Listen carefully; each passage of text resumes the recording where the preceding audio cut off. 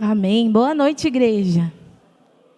A gente corre de lá, corre de cá e por volta, mas Deus vai fazendo a vontade dele, conforme ele quer, e a gente é só instrumento nas mãos do Senhor. E é por isso que eu estou aqui hoje, para compartilhar um pouco daquilo que o Senhor falou comigo, né? Sempre quando eu sou convidada, né? Não foram muitas vezes, mas das vezes que eu fui convidada para trazer a palavra, Deus sempre fala comigo antes, assim. Essa mensagem, eu acho que Deus está falando comigo desde agosto do ano passado. E aí, quando o Igor falou comigo, falou do tema, na hora eu falei, eu já sei que realmente era da vontade de Deus, então eu digo sim.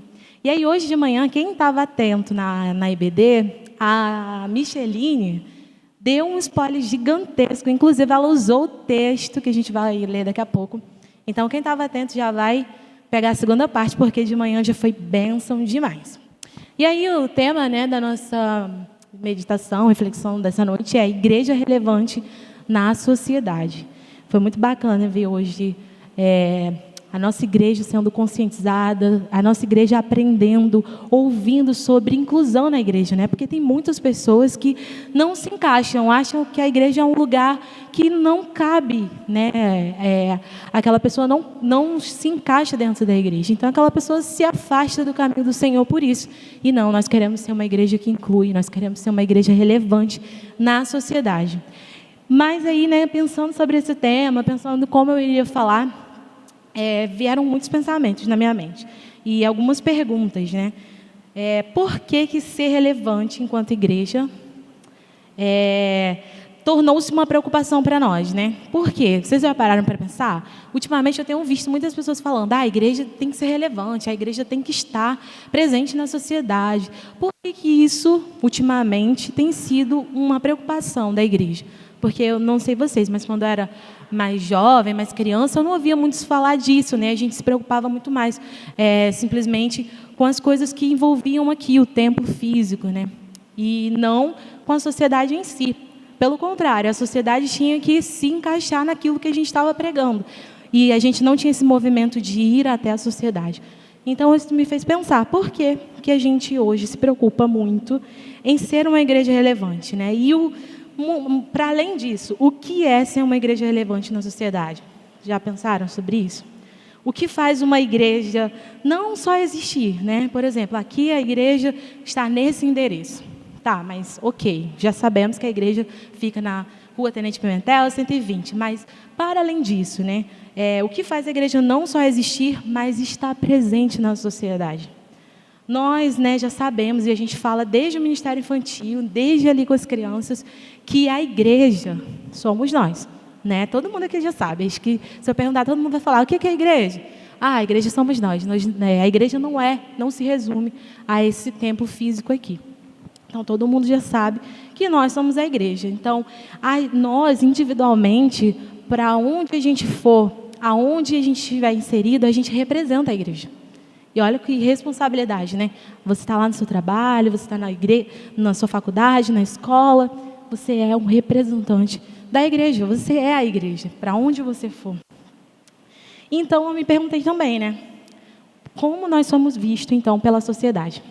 Eu estava vendo um filme, acho que no feriado com o Serginho, aí, em certo momento, o pessoal estava saindo de uma balada e tal, e aí tinha um bando de crente lá falando no microfone, vocês vão para o inferno, não sei o que, aquela coisa toda. E o pessoal, ai, que povo chato, que povo nada a ver, antiquado. E eu fiquei pensando, caraca, a igreja às vezes é vista dessa forma, né? A igreja é vista por essa perspectiva. Um pessoal bando de louco, que fica falando coisa nada a ver, que está falando que eu vou para o inferno, mas por quê? Né? As pessoas não têm um olhar de, será que aquele lugar é bacana? Né?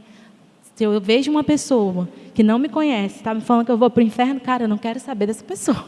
Né? Às vezes a sociedade vê isso, às vezes a igreja se apresenta dessa maneira. E aí eu fui pesquisar, né, na internet, fui olhar, coloquei algumas palavras-chave, coisa de professor, a gente sempre bota para ver o que as notícias estão falando, né, o que as notícias estão dizendo.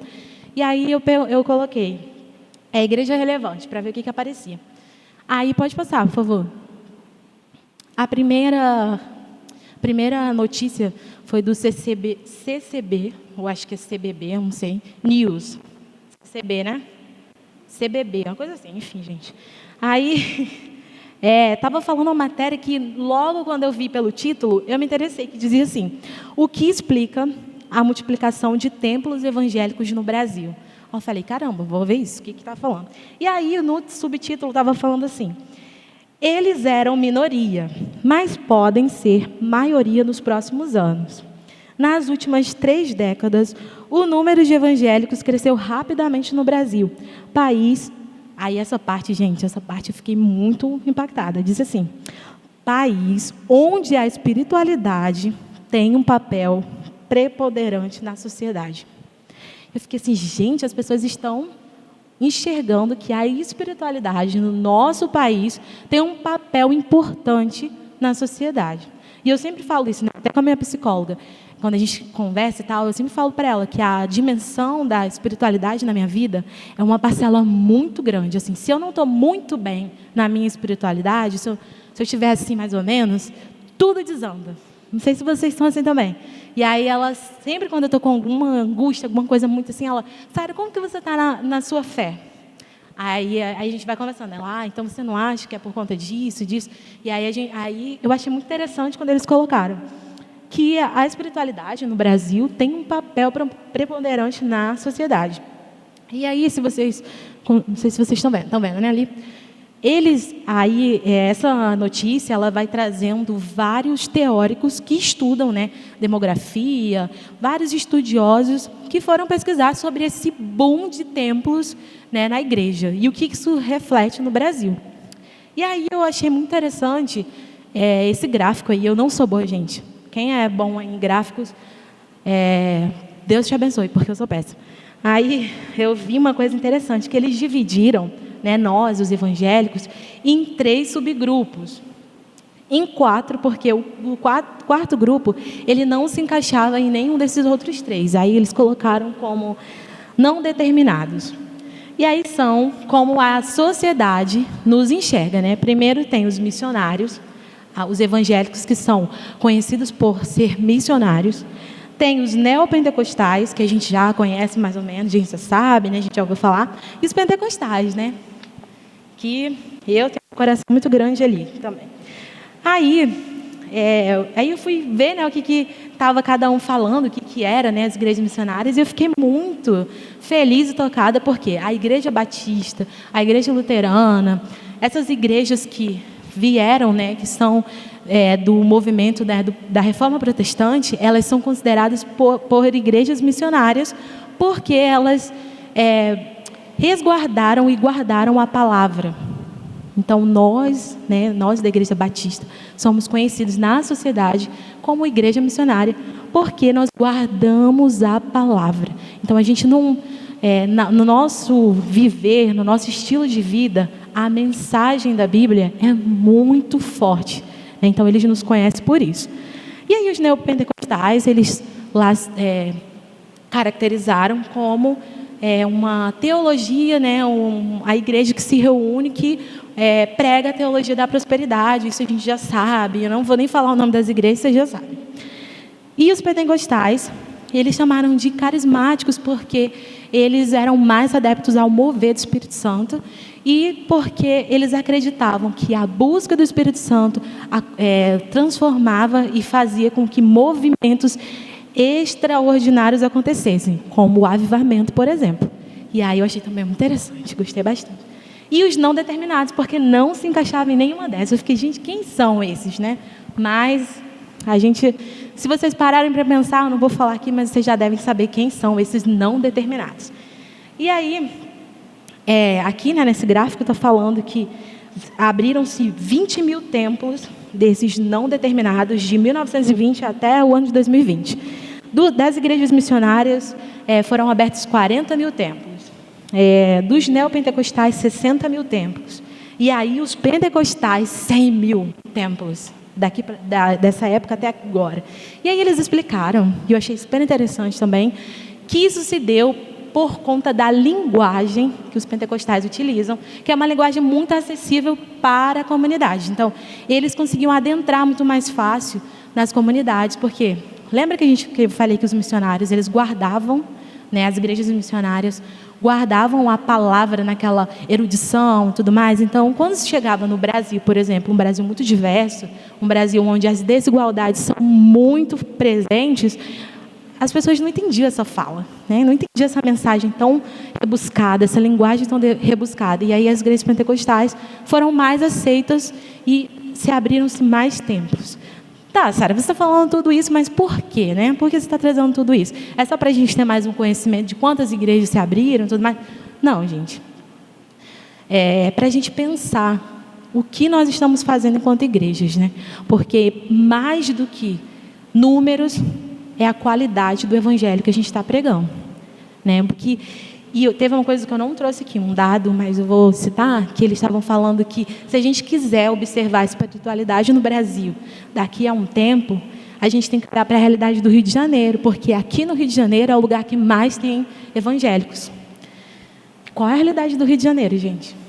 Hoje, se vocês pararem para pensar um pouquinho.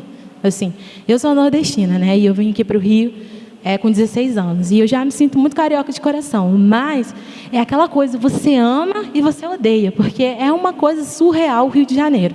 Eu sempre falo, ninguém explica o Rio de Janeiro. Não dá, não dá. É cada coisa surreal em cada minuto que você não consegue explicar. E eu fiquei pensando, gente, será que a espiritualidade no Brasil vai ter esse boom ou não a partir do Rio de Janeiro? Então, há mais uma coisa para a gente pensar, porque nós estamos inseridos nesse lugar, aqui e agora. Somos evangélicos, somos aqueles que partilham o evangelho, e estamos aqui no Rio de Janeiro, onde está tudo acontecendo. E aí, né, eu coloquei aquelas perguntas, né, por que ser relevante na igreja se tornou tão importante, né? Por que se tornou uma preocupação para a gente? Porque a gente já sabe que ser apenas frequentadores de igreja, espectadores do culto, não nos faz cumpridores do chamado da grande comissão. Pode passar, por favor? E aí, a gente sabe, né, que nesses 2 versículos aí, muito conhecidos por nós, e eu vou pedir para, se vocês todos estão conseguindo ver, né? Eu vou falar até 3 e a gente lê o primeiro, depois a gente lê o segundo, tá bom? 3. E disse-lhes...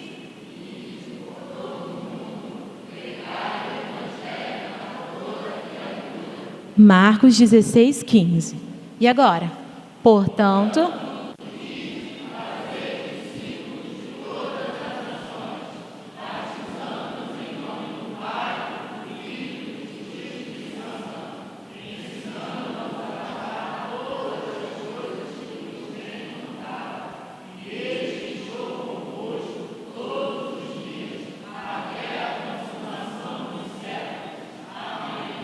Esses versículos são muito conhecidos de toda a igreja, né? Desde o ministério infantil, a gente sempre fala da grande comissão, aquilo que o Senhor Jesus nos deu como missão: ide por todo o mundo, pregai a palavra a toda criatura, pregai o evangelho, fazei discípulos.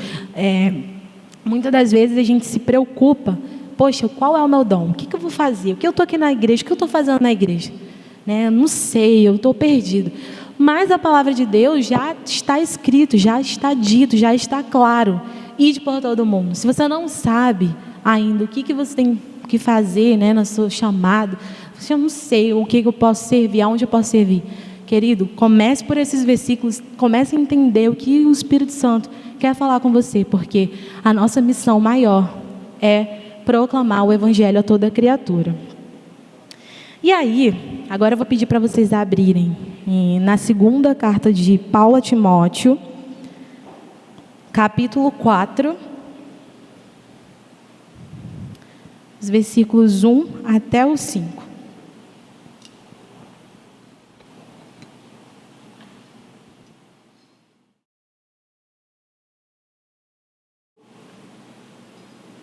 Segundo Timóteo, capítulo 4, do 1 ao 5.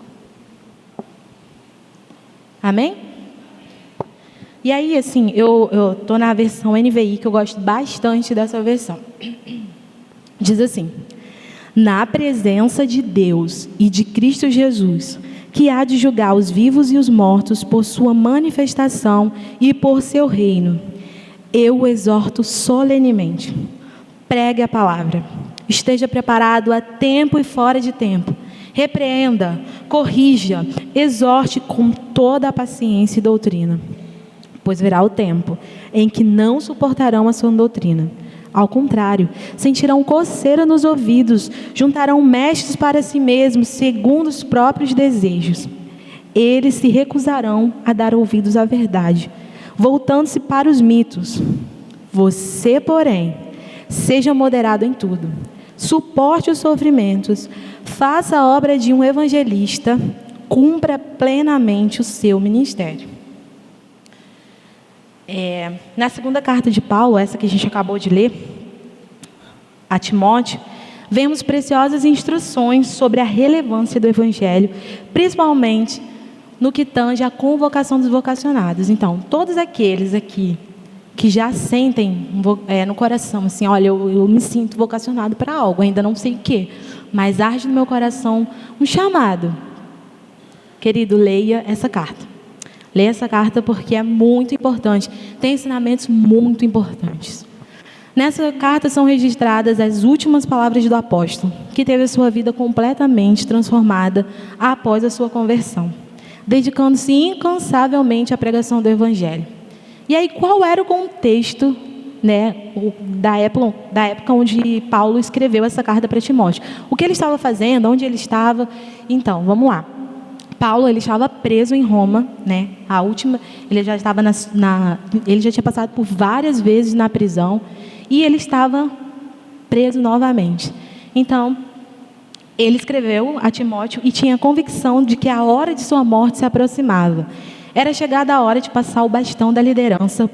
Por isso, Paulo escreve suas palavras finais ao seu filho amado, lembrando do que realmente era importante e o encorajando na fé. Aí, vocês que já sabem mais ou menos quem que é Paulo, qual foi a história dele, a gente sabe que Paulo foi um grande missionário, Se a gente parar para pensar, foi um dos maiores missionários. E ele já tinha vivido praticamente tudo, por amor ao Evangelho. Depois que se converteu, ele realmente foi transformado e ele lutou bravamente para que o Evangelho fosse espalhado ali na região dele e em outros lugares. É tanto que ele fez várias viagens missionárias para poder proclamar o Evangelho. E aí chegou a hora que ele sentiu. Já tinha sido preso várias vezes, já tinha passado por naufrágios várias vezes, tinha sido chicoteado, já tinha sido açoitado. Mas nessa última prisão ele sentiu, a minha hora está chegando. E aí o que ele pensou? Eu preciso falar com Timóteo, meu filho amado, um filho na fé, aquele que ele discipulou, aquele que ele vestiu o tempo, que estava pastoreando a igreja de Éfeso. E aí ele falou, tenho que falar para ele algumas palavras que estão no meu coração. Imaginem, quero que vocês parem agora e pensem comigo. A gente tem, digamos assim, um pastor, passou a vida dele toda dedicado ao Evangelho. E aí ele discipulou cada um de nós. E aí ele nos entrega uma carta especial para dar instruções sobre o Evangelho, sobre o chamado, sobre a comissão daquilo que Deus já tinha falado a Timóteo. Ele tinha muita propriedade para falar, porque ele já tinha passado por muita coisa. Então, ele deixou conselhos úteis a Timóteo a respeito do ministério a qual Deus o chamou para servir. E foi sincero quanto aos desafios que ele enfrentaria por amor ao Evangelho. Timóteo deveria permanecer firme, arraigado no serviço cristão e suportar o sofrimento durante os dias difíceis que viriam. Pode parecer fácil, e isso é uma coisa que muita gente tem pregado aí fora, o Evangelho do amor. É muito fácil, Todo mundo quer ser missionário, todo mundo quer vir aqui, fala que é de Deus, fala que é de Jesus, e é isso, e está tudo bem. E as pessoas não entendem que a partir do momento que você diz sim para Jesus, a partir do momento que você entende a realidade do Evangelho, querida, a sua vida não é mais sua, os seus desejos não são mais seus.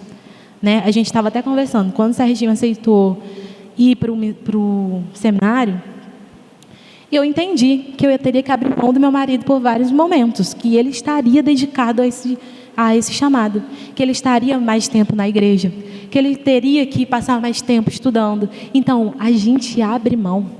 A gente abre mão da nossa vida, dos nossos desejos. Eu sei que cada uma aqui que disse sim para o chamado, disse não para muita coisa. Então o Evangelho não é um lugar confortável de se estar, como as pessoas acham e pregam por aí. Não é. Primeiro porque a gente tem que negar a si mesmo. Pegar a nossa cruz e seguir. Independente das nossas falhas, independente dos nossos medos, independente das nossas limitações. Então o Evangelho não é um lugar fácil. Eu sei que muita gente, para que a pessoa aceite Jesus, fala. Não sei se vocês já ouviram isso, eu já ouvi. Aceita Jesus, hoje vai ser a melhor noite da sua vida. Vocês já ouviram isso? Você vai dormir o melhor sono. Gente, que isso? Tipo, vai dormir o melhor sono, vai ser a melhor coisa da sua vida. E é para aquele que foi liberto, né, do pecado, aquele que teve um encontro real com Jesus, é a melhor coisa mesmo. Mas existem muitos desafios e a gente tem que estar firme, porque senão a gente cai o tempo todo. A gente está o tempo todo igual sendo levado pelo vento, o tempo todo. E mais, sendo machucado e machucando outros. E não é para isso que Jesus nos chamou. Muitos, né, chegam doentes fisicamente na igreja e buscam a cura completa. Há quem chegue com doenças físicas, com doenças emocionais, e há quem chegue completamente preso a vícios e busque a libertação da alma. E assim, é verdade que Jesus pode oferecer a cura interior e física, libertação e muitos outros milagres, como relata a Bíblia. Só que, gente, não é só isso. Não é só isso que Jesus tem para oferecer para você. Existe algo que Ele oferece que transcende os nossos desejos terrenos, que é a vida eterna. O Evangelho de Jesus diz respeito ao milagre da cruz e à salvação. E é sobre isso que devemos pregar, né? A gente não tem que ficar oferecendo uma mercadoria muito boa para quem ainda não aceitou Jesus. A gente só precisa dizer que quem aceita Jesus tem a salvação eterna. E isso, gente, não tem nada melhor. Porque uma cura física, a gente pode fazer um tratamento, a gente pode ir no médico e a gente pode receber essa cura física. Uma cura emocional, graças a Deus, a gente tem aí profissionais da saúde que estão preocupados na saúde mental, estão aí estudando muito e eles também podem te ajudar. Mas sabe que eles não podem fazer? Te dar a salvação eterna. Isso Jesus fez. Ele levou sobre si as nossas dores, as nossas culpas e nos deu a alegria da salvação eterna. Timóteo era um jovem vocacionado que precisou romper com as limitações da timidez e da juventude para então cumprir o seu chamado. E aí em Atos 16, do 1 ao 2, diz assim: chegou a Derbe e depois a Listra, onde vivia um discípulo chamado Timóteo. Sua mãe era judia convertida e seu pai era grego. Os irmãos de Listra e Icônio davam bom testemunho dele. A importância do bom testemunho, né? Olha só. Ele tinha aceitado, né, o Evangelho, Timóteo, mas ele ainda não conhecia Paulo. E aí Paulo chegou lá na cidade dele, e aí os irmãos falaram para Paulo: ó, tem um jovem aí, que é uma pessoa que a gente vê que ele é um servo de Deus, que a gente vê que ele é uma pessoa proativa, que a gente vê que ele tem a bondade no seu coração. Ele é uma pessoa diferente. Então, assim, as pessoas começaram a dar testemunhos de Timóteo e ele era um jovem ainda, né? Então, juventude. Nós aqui estamos no culto Power. O Senhor quer nos usar. O Senhor quer dar instrumentalidade para que a gente possa ser usado para a obra dele. E aí, né? Por ser, né, a importância do testemunho de Timóteo foi fundamental para que mais tarde ele obtivesse o respeito dos experimentados. Por ser um jovem pastor em uma igreja que tinha muitos problemas, Timóteo pode ter sido intimidado, nem imagina. Ele muito jovem, pouca experiência. Então, tendo que lidar com muitas questões da igreja na época, ele se sentiu intimidado. E aí, o que Paulo fez, né? Paulo o encorajou a não deixar que o desprezassem por conta da sua pouca idade. E aconselha a ser um exemplo na palavra, no trato, na caridade, no espírito, na fé e na pureza. Então, isso é mais um ensinamento que a gente tem enquanto jovens, né? Às vezes a gente, né, não aqui graças a Deus, mas a gente tem muita preocupação de ser jovem e ter que ensinar alguém mais velho. Ah, será que essa pessoa vai me ouvir? Será que essa pessoa vai me respeitar? E às vezes a gente tenta o respeito por outros caminhos que não são os melhores. E aí Paulo fala para Timóteo, olha, você quer ser respeitado pelos mais velhos? Você é um jovem e agora é um pastor. Você precisa ser uma pessoa que seja um exemplo na palavra, no trato. Então, assim, jovens, a gente precisa tratar bem as pessoas, né, que estão aqui. Eu aprendi muito isso. Dar o bom dia para as irmãs, dar o bom dia para os irmãos. A gente precisa ter um bom trato com as pessoas. Na caridade, no espírito, na fé. E ele colocou, não deixa eu passar, na pureza. Jovens, na pureza. Então, esse é o exemplo de um jovem líder que se coloca à disposição para assumir o seu chamado. Paulo estava chegando ao final dos seus dias na terra, após uma longa e árdua jornada de entrega pessoal para que o evangelho fosse anunciado. Alguém que renunciou cargo, poder, bens, títulos por amor ao evangelho. Então, lembra que eu falei? Aceitar o evangelho não é fácil não, gente. É muita renúncia, muita renúncia. Alguém que tinha muita prosperidade, tinha muita propriedade para encorajar um jovem pastor. Alguém que foi preso, apedrejado, açoitado, sofreu naufrágios, foi abandonado, traído e afirmou carregar em seu corpo as marcas de Cristo. Ele se preocupou, mesmo passando por todas essas coisas por amor ao evangelho, ele se preocupou em deixar a chama acesa no coração daqueles que entenderam a realidade do evangelho. Ele olhou para Timóteo e falou, é o meu legado, eu estou deixando para você, continua a missão. Continua a missão. Quando vimos aqui, o maior missionário da igreja findar os seus dias sozinho na prisão, o evangelho certamente não é um lugar de conforto.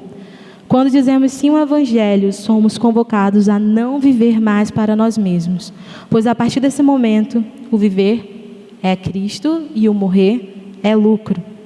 Vocês entendem a profundidade dessa afirmação? Todo mundo, eu já ouvi muita gente falando, eu quero morrer por Cristo, quero morrer por Cristo. E assim, gente, morrer, a gente não tem o controle, pode acontecer em qualquer momento. Agora, viver por Cristo, está aí o desafio. Você renunciar aos seus desejos, renunciar os seus sonhos, por amor ao evangelho, isso é muito difícil.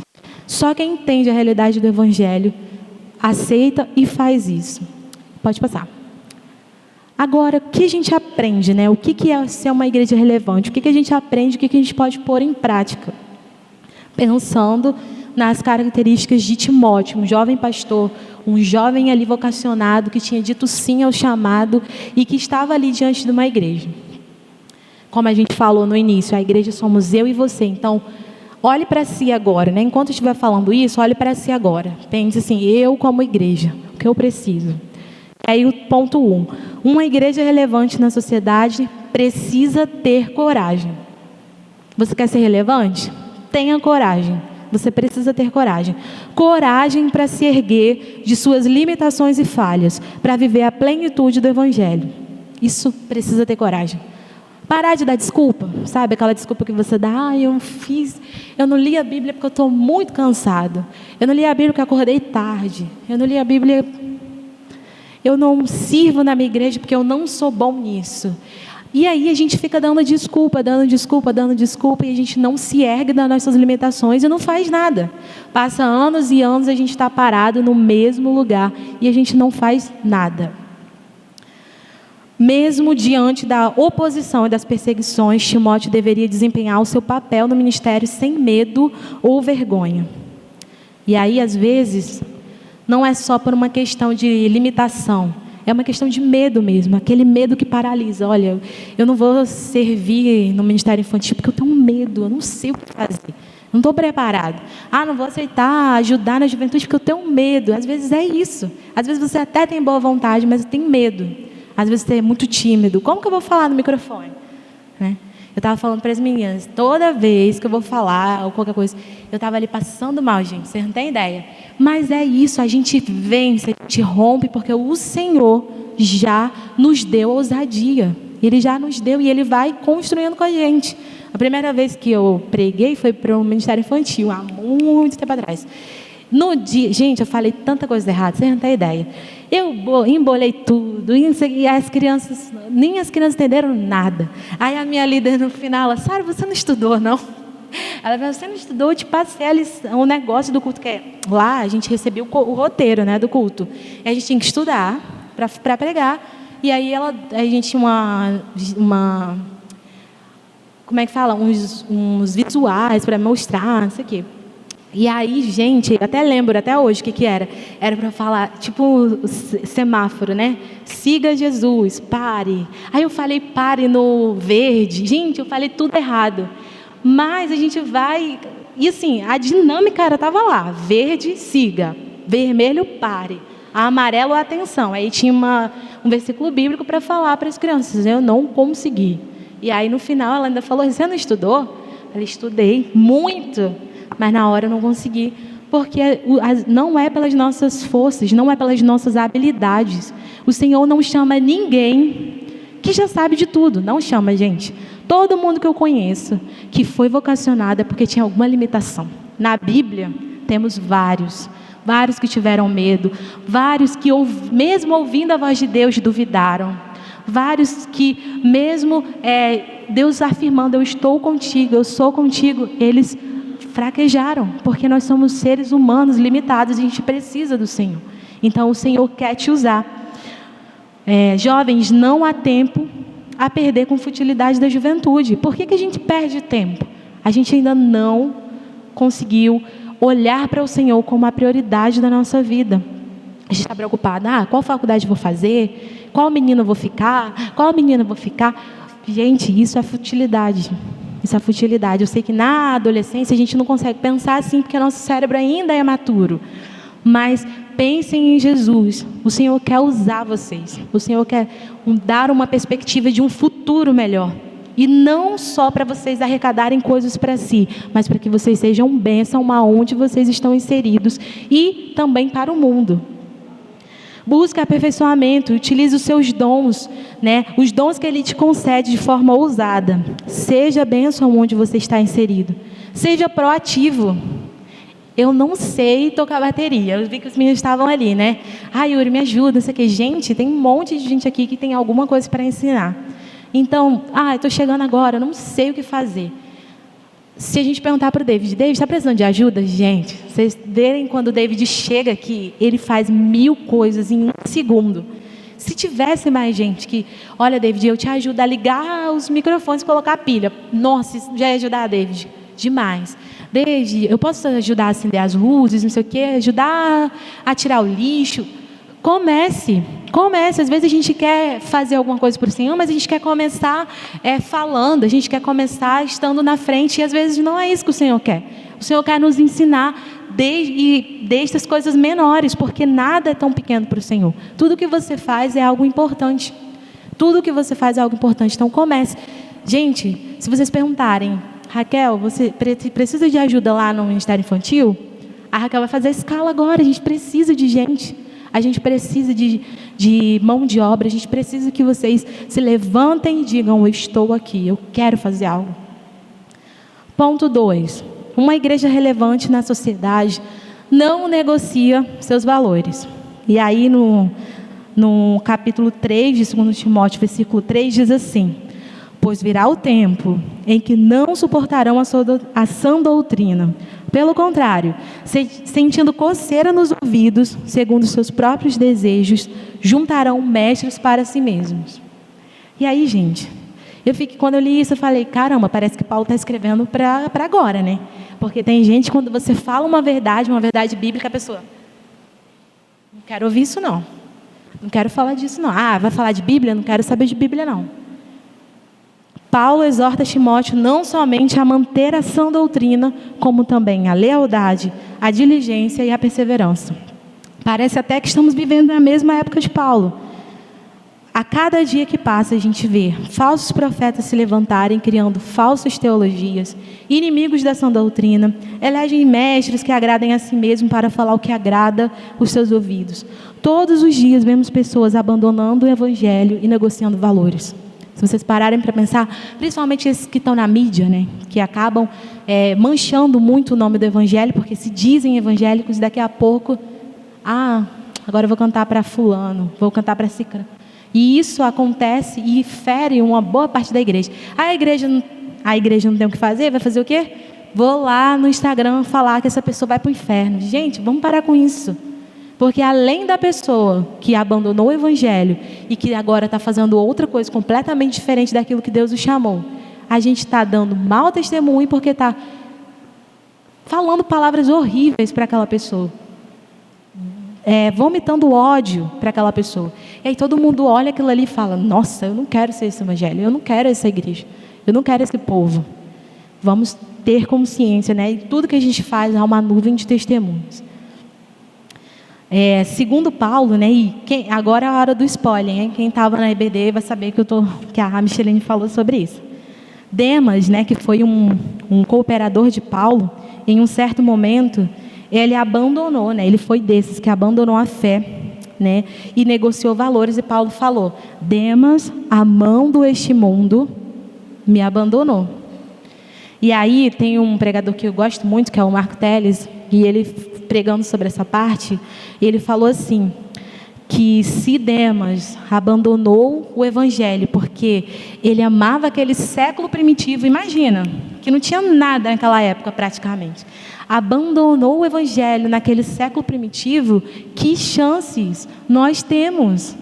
O que nos garante que a gente também não vai abandonar? Gente, a gente vive numa era onde a tecnologia, onde as coisas estão aí, as coisas saltam aos nossos olhos, né?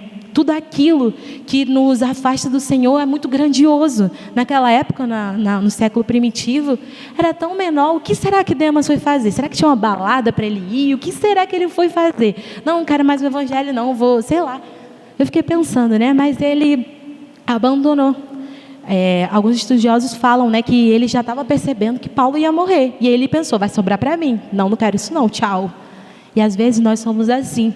Quando a gente vê que o evangelho está querendo muito mais da gente, isso aqui eu não vou dar não. Isso aqui o Senhor está te pedindo, abra mão disso, porque você não vai seguir, você não vai crescer, abra mão disso. E a gente não consegue, não, eu prefiro ficar com isso. E é a mesma coisa que Demas fez, ele abandonou. Nossos olhos precisam estar fixos em Jesus, amando-o sobre todas as coisas, para não tropeçarmos no nosso próprio egoísmo. Uma igreja relevante na sociedade não negocia valores. Nós precisamos ser conhecidos por pessoas que têm os seus valores intactos, os valores do evangelho, os valores de Cristo, aquilo que Ele nos falou. Terceiro ponto: uma igreja relevante na sociedade prega a palavra. Às vezes a gente pensa: o que é ser relevante? Gente, prega a palavra. Não precisa mais nada. Não precisa mais nada. Prega a palavra. É óbvio, né, que a gente tem estratégias e ferramentas diversas para pregar a palavra. Existem muitas formas. E, inclusive, hoje a gente aprendeu uma forma, né, de olhar o evangelho com o olhar da inclusão, por exemplo, né? A gente tem a forma como a Deia faz, prega a palavra por meio das libras. Então, existem muitas ferramentas. Eu não estou falando aqui que a gente só vai ficar com a Bíblia aberta e falando. Não é isso. Mas eu estou dizendo que tudo que a gente precisa está aqui. Tudo que a gente precisa está aqui. E a gente precisa viver e anunciar. Viver e anunciar.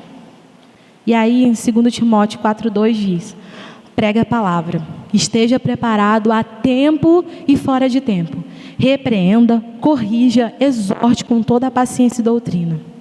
E assim, essa foi a exortação mais enfática de Paulo, visto que ele faz a referência a Deus e a Jesus Cristo. Ele fala: na presença de Deus e de Jesus Cristo, eu o exorto solenemente, pregue a palavra. Imagina, tipo assim, acho que Paulo queria dizer: cara, eu vou te falar agora que é muito, muito, muito importante.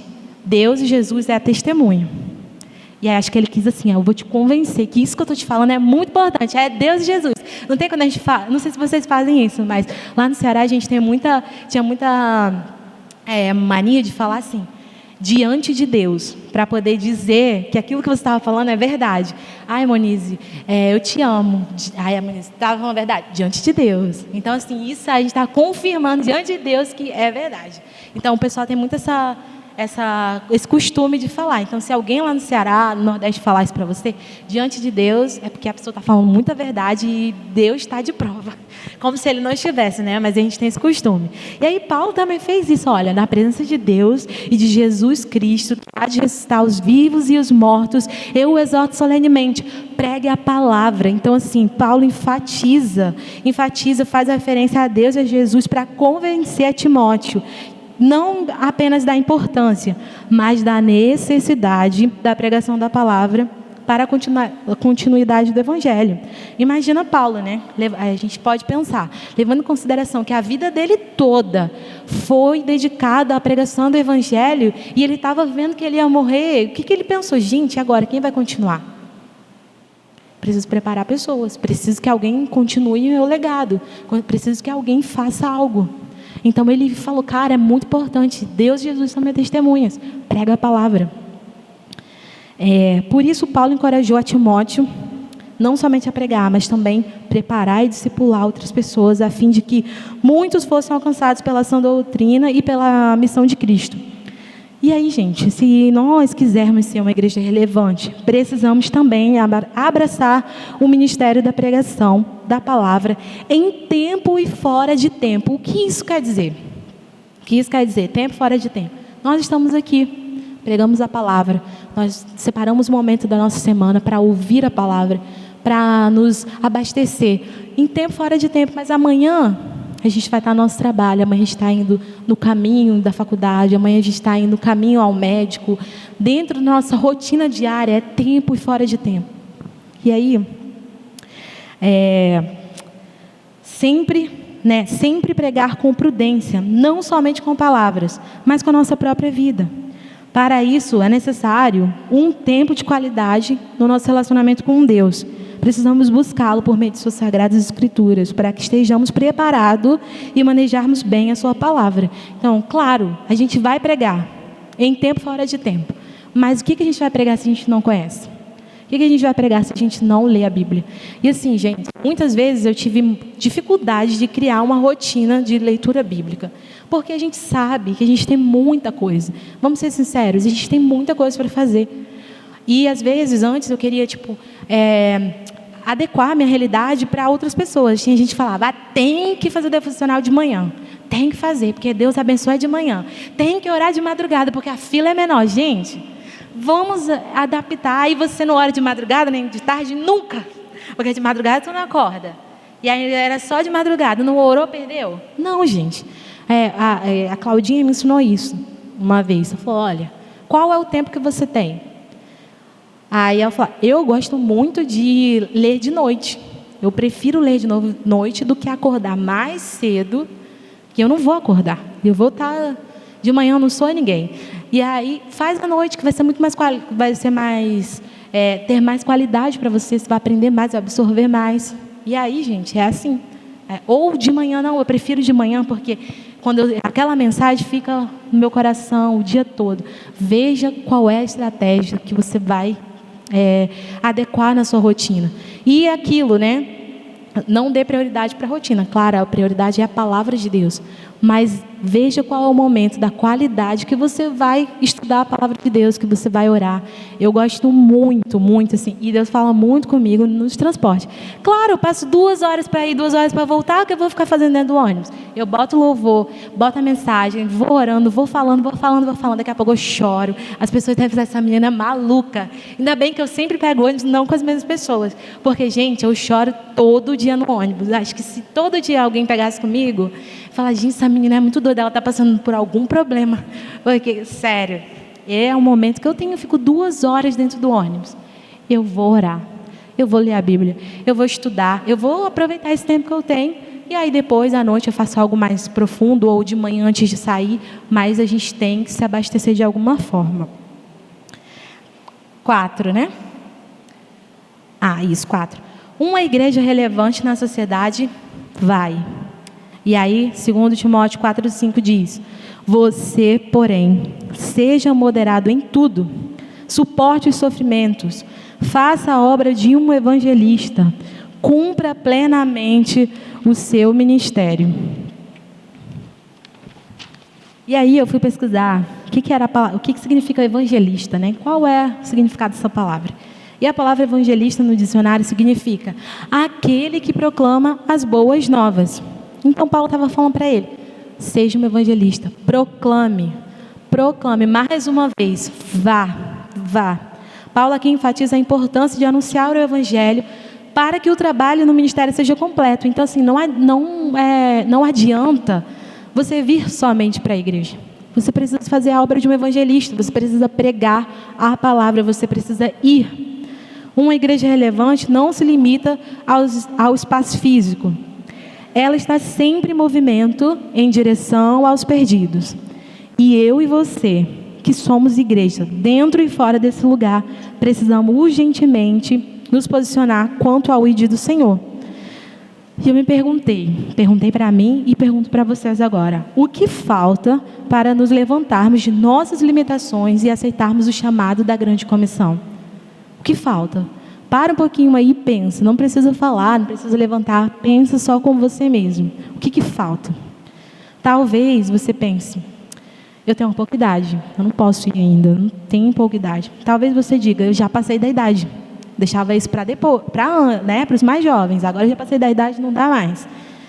Talvez você esteja mais preocupado em ascender profissionalmente. Agora estou focado nisso. Eu quero alçar voos mais altos na minha área profissional. Às vezes você está preocupado: olha, eu quero casar. Né? Como eu estava ano passado. Meu sonho, gente, era casar. Então eu não queria saber era esse meu propósito. Né? Às vezes é isso. Não sei quais são as barreiras, né, que te impedem de ir. O que eu sei é que nós não vamos conseguir viver o evangelho plenamente sem ir. Não tem como. Não dá. Planejarmos a nossa vida, fazer planos, né, para o futuro, para a nossa família, desejar casar ou crescer profissionalmente não é um problema. Mas a realidade do evangelho não é juntar coisas. Eu sei que a sociedade, ela fala isso, né? Se você está muito bem, é porque você juntou muito. O evangelho não é assim. Não é juntar coisas, bens ou pessoas para nós mesmos. Pregue. Não. O seu trabalho, né, pode ser uma terra frutífera, esperando que a semente seja lançada. Então, olha, eu agora estou focado no meu trabalho, então seja igreja relevante lá. Seja igreja relevante lá. Agora eu estou na faculdade, eu estou me especializando. Isso é muito bom, gente. Isso é muito bom. Seja igreja relevante lá.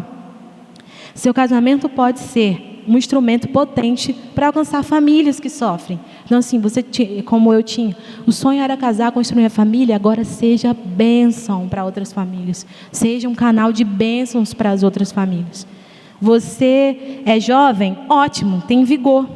Você já é mais experiente? Perfeito, tem sabedoria aí. Diga sim ao seu chamado. O que você pode fazer hoje, dentro da realidade que você tem? Dentro da realidade que você está. Pode passar. Diga sim ao seu chamado. O que você pode fazer hoje dentro da sua realidade? Diga sim, eu vou. Enquanto estava preparando tudo isso, eu lembrei, né? Eu sempre tive um desejo muito grande de ser missionária. Muito, assim, muito. Toda vez que ia os missionários na igreja, ou aquela época de missões, aquela coisa toda, eu chorava, meu Deus, eu quero ir. Aí toda vez que vinha, quem quer receber oração, não sei o quê, para ser um missionário, sem focar assim nada, eu estava lá na frente, eu ia, tudo mais. Mas até hoje ainda não aconteceu da oportunidade. Pode acontecer em breve, estamos estudando a possibilidade aí de viver essa experiência missionária. Eu sinto desejo e sinto que estar só na igreja não é suficiente, eu quero viver isso. Mas enquanto isso não chegou, eu comecei a ver as necessidades da igreja. O que eu podia ser bênção? Aonde eu podia ser bênção? Então, talvez você ainda não está no tempo de ir, né, ter essas experiências de fora da igreja. Mas o que você pode fazer hoje? E aí, né, nessa de o que eu posso fazer hoje, com 11 anos eu comecei a trabalhar com o Ministério Infantil. E aí, era um pré-adolescente, trabalhando com os pequenos, né? E a minha líder era jovem. E aí a gente teve a experiência, né, de ter muitas crianças no nosso ministério, né, lá no ministério que a gente servia, e foi uma bênção muito grande. E aí o Senhor falou, olha, agora você vai para o Rio de Janeiro. E eu deixei lá um monte de crianças. Gente, foi um chororô.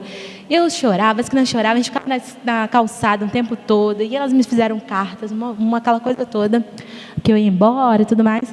E aí uma das cartas foi de um menino muito especial, o David, que eu fui líder dele.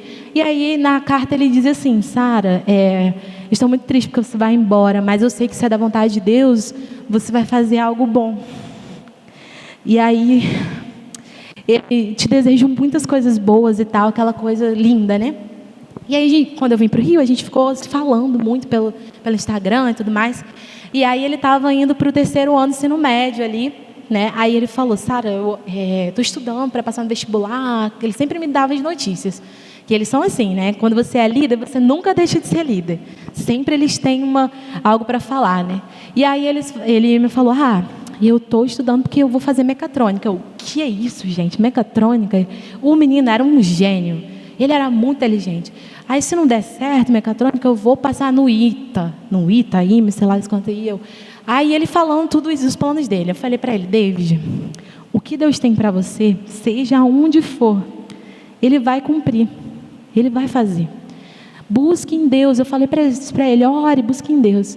E aí, se passou um tempo, são uns 3 anos por aí, uns 2 anos por aí. Aí ele me marcou naquela mensagem que eu tinha colocado lá atrás. Ele falou, lembra dessa conversa? Eu falei, lembro. Ele, então, Deus falou comigo, o que eu tenho para fazer não é estudar IME, não é nada disso. Eu vou ser missionário. E eu estava no metrô, aí eu comecei a chorar, né? Aí o povo, daquele jeito. Aí eu falei, meu Deus, que coisa linda, né? Coisa linda de ouvir, de ler e tal.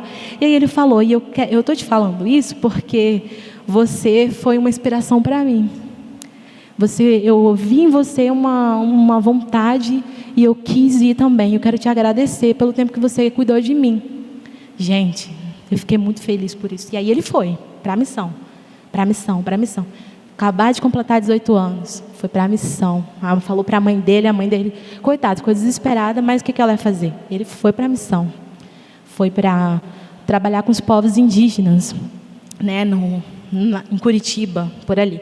Depois ele foi para fora do país, depois ele foi para a ilha de Marajó. Ele cumpriu o chamado de Deus. E aí eu trouxe um pouco da história dele para vocês conhecerem. Pode colocar o vídeo.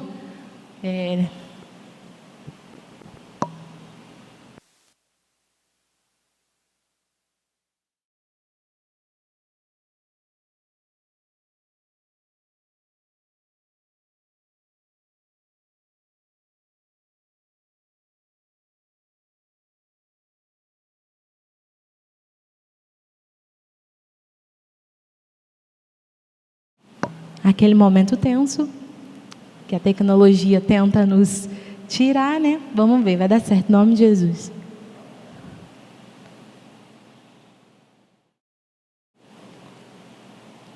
Deu? Deu problema na internet, que bacana, que legal. Mas tudo bem. Eu posso depois mandar para quem quiser, me procurem que eu mando. E nesse vídeo, estava mostrando o último trabalho do David, que foi na ilha de Marajó. Quem é mais atenado aí na internet, viu que no mês passado, se eu não me engano, teve um boom, né? Viralizou o pessoal lá da ilha de Marajó por conta da exploração sexual infantil, por conta do trabalho infantil. E aí teve uma denúncia não, né? Uma menina fez uma música sobre isso, usada por Deus, e aí o Brasil inteiro ficou inflamado com isso, né, nas redes sociais.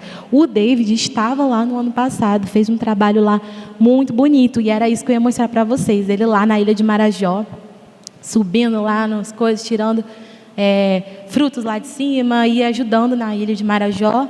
E também um trabalho que ele fez lá no Ceará, no último trabalho que ele fez de missões lá, né?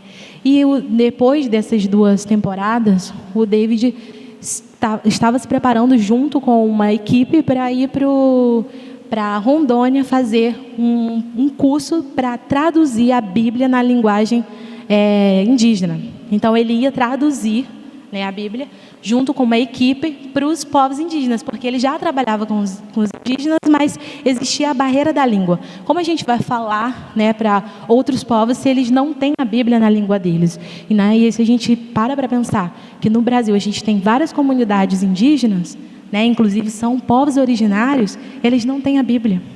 Então, mais uma convocação aqui. Quem sente no coração o desejo de traduzir a Bíblia para um povo que ainda não tem?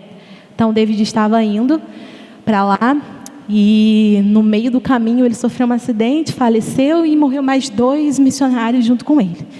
David tinha 21 anos, morreu mais 2 missionários com ele dessa idade.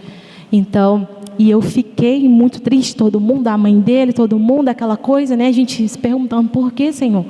Estava lá um missionário no auge da sua vida ali, na sua juventude, entregando tudo de si. Ele entregou tudo, né? E às vezes a gente está aqui no nosso conforto, a gente não entrega nada, e quer receber. E David foi. E a mensagem que a mãe dele falou lá foi que ela criou o filho dela para isso. Né? Na hora que ela foi falar das homenagens, ela falou, eu criei meu filho para isso. Porque imagina para uma mãe que entregou o seu filho aos 18 anos para a missão e ele não voltou. Vai ter que lidar com isso. Mas ela falou, eu criei meu filho para isso, eu levava ele para a EBD para isso, eu levava ele para o culto para isso, era para cumprir o chamado do Senhor. Então, o que nós temos hoje? O que nós podemos fazer hoje? O que você tem feito? Por que a gente está tão acostumado na nossa zona de conforto? Por que a gente não faz mais nada que nos tire um pouco de esforço? Imagina para uma mãe perder um filho. Então, por que nós não doamos? A gente fala, mas a gente não faz nada. Então, se a gente quer ser uma igreja relevante, a partir de hoje, eu espero que no seu coração esteja sendo tocado. O pessoal do instrumental pode vir. Eu espero que no seu coração, nessa noite, você comece a pensar naquilo que o Senhor tem para a sua vida. Com certeza, aquilo que Ele tem, os projetos que Ele tem, não se resume a abençoar essa igreja. Mas enquanto isso não acontece, seja bênção aqui. Eu espero muito que cada um de vocês procurem os seus líderes, quando acabar esse culto, falar onde eu posso ajudar. Irmãos, se vocês fizerem isso, vai ser uma bênção. Onde eu posso ajudar? Olha, eu estou uma vez na escala, me bota mais um dia. Vou doar mais um domingo. Isso já é algo que você já está se movimentando. Até o dia que o Senhor vai te levar para as nações. Nós queremos isso. Não dá para viver parado. Não dá para viver como a igreja num lugar físico. Não dá. E eu quero te convidar que você feche os olhos.